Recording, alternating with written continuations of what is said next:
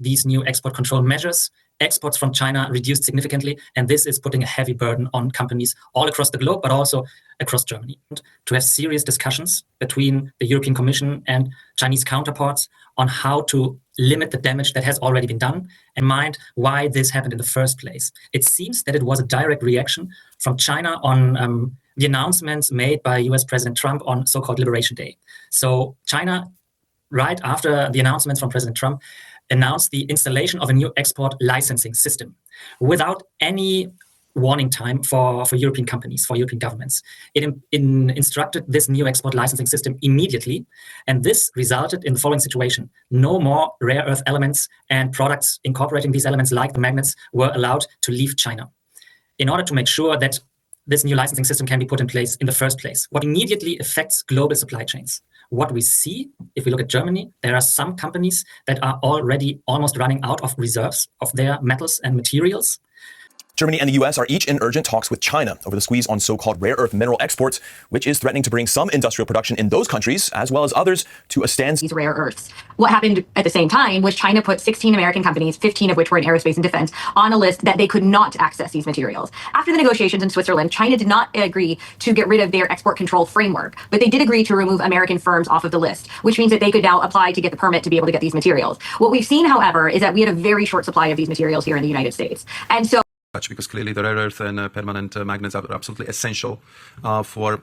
We have to talk about is, well, what do we do in between? Well, we need to figure out a way to get along with China so we can get those minerals, or we need to stockpile those materials. It's a little bit difficult to think about stockpiling these materials when there's only one seller of those materials. So I think stockpiling is a great idea, but it's probably not going to work in this situation because there's only one seller. So we've got to figure out how to cooperate with China and make sure we get these heavy rare earth minerals in particular during this time frame while we build out the supply chain to put into their automobiles. So this is very critical. It's critical right now. Our project, I strongly believe, is one of the fastest projects that we can bring online. It would take us 3 years from the point of obtaining project financing to build the project out and to start producing the heavy rare earth materials. That is a fast time period. And so now what you have to talk about is, well, what do we do in between? Well, we need to figure out a way to get along with China so we can get those minerals, or we need to stockpile those materials. It's a little bit difficult to think about stockpiling these materials when there's only one seller of those materials. So I think stockpiling is a great idea, but it's probably not going to work in this situation because there's only one seller. So we've got to figure out how to cooperate with China and make sure we get these heavy rare earth minerals in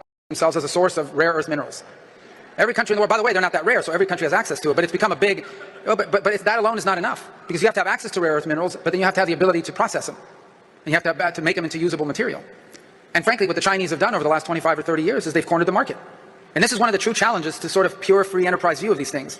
The Chinese version of modern economy is about 50% private capitalist enterprise, both Chinese and foreign, and 50% government-owned and operated enterprises. That's what they mean when they say they've got socialism with Chinese characteristics. The Soviet Union was much more government. The United States and Britain is much more private. The Chinese is a hybrid that is different and has to be highly controlled from above because you've got these two horses that don't run in the same way in the same direction.